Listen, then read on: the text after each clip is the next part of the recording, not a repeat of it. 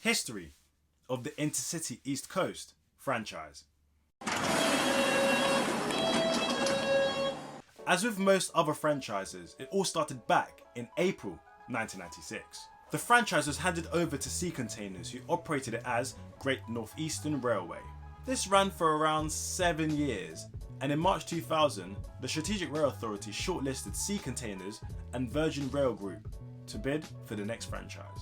This franchise was to last for 20 years and to see the introduction of new rolling stock and the replacement of certain pieces of track on the network. However, this proposal was scrapped and Sea Containers was given an extension of the franchise until April 2005. Then October 2004 came around. I would have been about 3 at the time, where it was announced that Danish State Railways, English, Welsh and Scottish, known as DB Cargo, First Group, Sea Containers and Virgin Rail Group had been shortlisted to bid for the new franchise. Damn, that's a lot of companies. It was eventually announced in March 2005 that the winner of the franchise bid was Sea Containers. This was a 7-year franchise contract with the potential of a 3-year extension if the company met target requirements. However, Sea Containers got in over their head, with their run of the franchise lasting less than 2 years, as they were stripped of the franchise due to money problems. They were still in charge of running the services on this franchise under a fixed fee management contract until December 2007. And in this time, the Department for Transport were looking for the next company to run this franchise.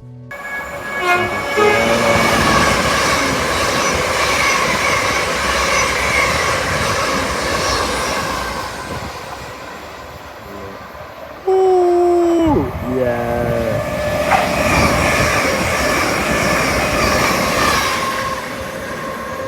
With them announcing in February 2007 that Arriva, First Group, National Express and Virgin Rail Group had been shortlisted to bid for the new franchise, with the winner being National Express, announced in August 2007, taking over the services from Sea Containers GNER from December that year. National Express didn't have an easy time with the franchise either, also running into financial difficulties, with them giving up the franchise in 2009 as negotiations about funding had failed, with the Department for Transport announcing it was to renationalise the franchise from the 14th of November 2009.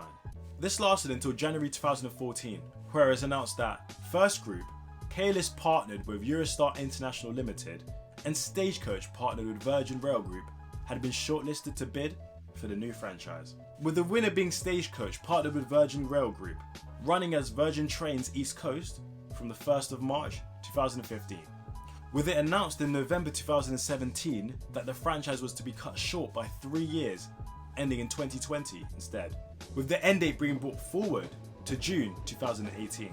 Various factors, mainly to do with money, is what led to this result, with the franchise being yet again nationalised and still being run nationally to this day, running as LNER or London North Eastern Railway, with the stock including Intercity Class 225s and Class 800s and 801s. Just a cool fact I wanted to add just in case you didn't know, when Sea Containers were in charge of the franchise running as GNER, they leased some Eurostar Class 373s, so there were Class 373s running on the East Coast main line.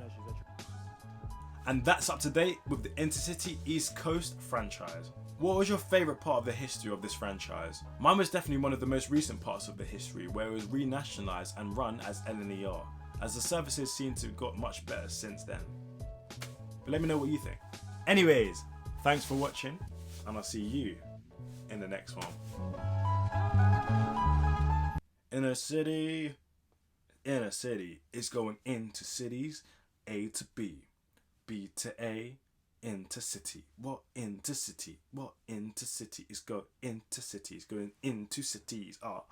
It's going into cities from north to south. It's trying to get about the country.